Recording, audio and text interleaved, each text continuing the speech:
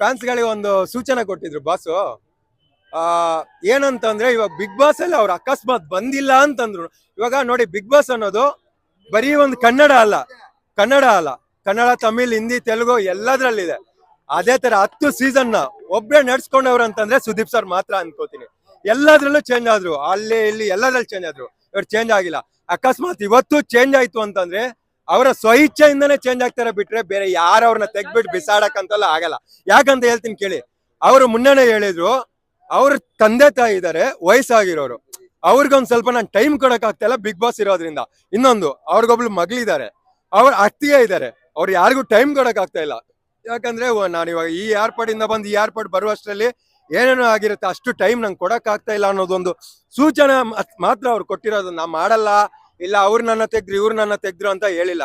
ಆಮೇಲೆ ಅವ್ರು ಹೇಳಿಲ್ಲ ಬಂದಿಲ್ಲ ಅಂತ. ಇವತ್ತು ಫ್ಯಾನ್ಸ್ ಗಳು ಹೇಳ್ತಾ ಇದ್ದೀರಾ, ಕೆಲವು ಫ್ಯಾನ್ಸ್ ಗಳು, ಅದು ಅವ್ರು ಬೇಜಾರು ಪಾಪ, ಅದರ ತಪ್ಪಂತ ಹೇಳಲ್ಲ ನಾನು.